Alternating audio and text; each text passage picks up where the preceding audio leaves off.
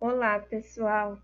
A gente está falando sobre obtenção e preparo na produção, né? Referente à matéria-prima, controle de qualidade, a gente também já falou. Hoje a gente vai falar sobre higiene, limpeza e sanitização na produção da agroindústria, tá? Essa é a parte 2, mas eu vou colocar no portal disponível também a parte 1, ok? Então, a higiene alimentar, ela vai ter como objetivo principal estudar os métodos, né, de produzir, preparar e apresentar alimentos de boa qualidade. Qualquer alimento, ele pode ser contaminado com micro-organismos, seja na hora, né, na matéria-prima, muitas vezes até na colheita, no solo, é, no transporte, no armazenamento, né, no processamento, ou às vezes até em casa mesmo, quando o cliente chega em casa, né, acaba contaminando o alimento, né? Então vai ter contaminação de micro-organismos, né, podendo ter alteração desse alimento. No caso do micro-organismo patogênico, são as bactérias, né? Então vai acontecer alguma coisa em relação a poder prejudicar então a saúde tanto do manipulador como do cliente que estiver consumindo esse alimento, muitas vezes até por intoxicação alimentar, dependendo do patógeno que atacar, tá? As doenças alimentares, pessoal, elas constituem uma das principais preocupações a nível da saúde pública, né? Os sintomas dependem então do patógeno que atacou esse alimento, tá?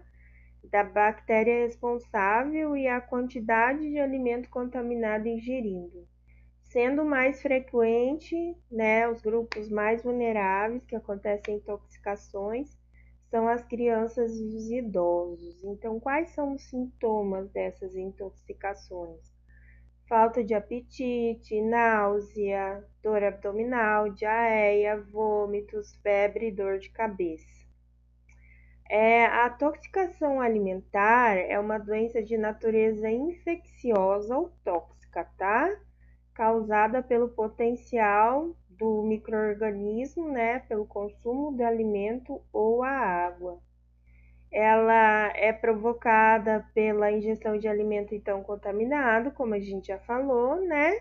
Manifestando-se algumas horas após a ingestão dos alimentos e pode durar de 1 a 7 dias essa intoxicação. As diferenças entre intoxicações e infecções, né, de origem alimentar, elas resultam no modo de acutação do agente etiológico, né, no trato gastrointestinal. Então, como esse patógeno vai se desenvolver no trato gastrointestinal? Quando o micro-organismo necessita de multiplicar no intestino, né, a gente fala que a ingestão, então, e aí aparece logo os sintomas, trato de uma infecção alimentar.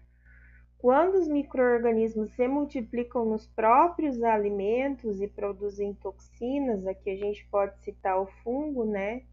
Aspergillus, penicillium, são fungos encontrados em muitos alimentos e eles provocam toxinas, e essas toxinas provocam a doença, né? Então eu chamo de intoxicação alimentar, ok?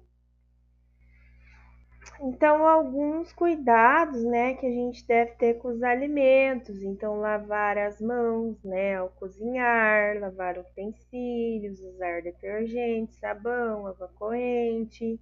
Agora, com essa pandemia, né, com o coronavírus, as pessoas estão tomando mais cuidado em relação ao alimento. Então, vou no mercado, né, eu trago alimento para dentro de casa, eu vou lavar com água e sabão o que é possível lavar e o que não é possível lavar, eu vou passar álcool em gel, né? Sempre optando pela maior higienização.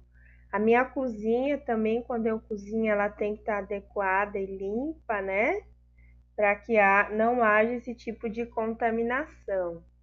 Então, as pessoas geralmente que trabalham com a comida, né, elas não podem ter unhas grandes e pintadas, barba ou bigode, cabelo solto, anel, pulseira, brinco, né?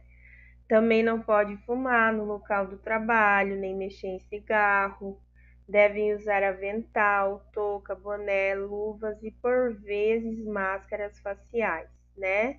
Quando agora nós estamos utilizando diretamente por causa do corona.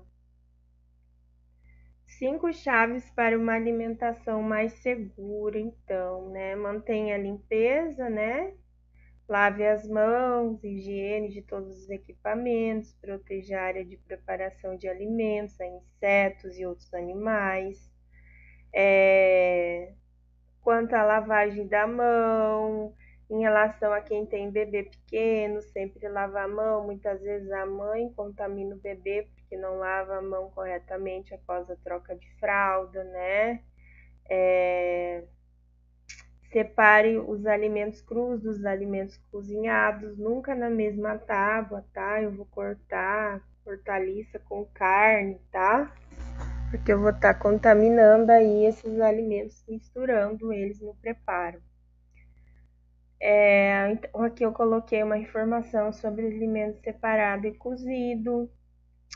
Cozinhar sempre bem os alimentos, pessoal, principalmente a carne, tá? Porque eu já vi muita gente fazer carne moída, refogar a carne moída, e às vezes essa carne moída não está cozida o suficiente, então aí eu tenho uma abertura para algum tipo de intoxicação alimentar.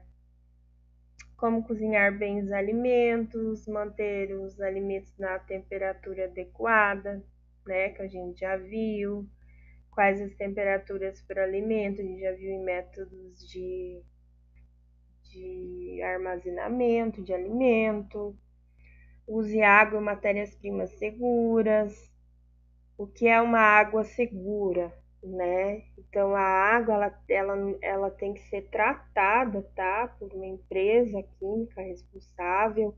Ela tem que ter uma análise, né, dessa água. Então eu não posso estar utilizando água não potável para manusear esses alimentos, para lavar esses alimentos. Eu preciso de uma água potável para isso acontecer. Quais as temperaturas para os alimentos? Eu voltei, desculpem. Como então selecionar essas matérias-primas seguras, né?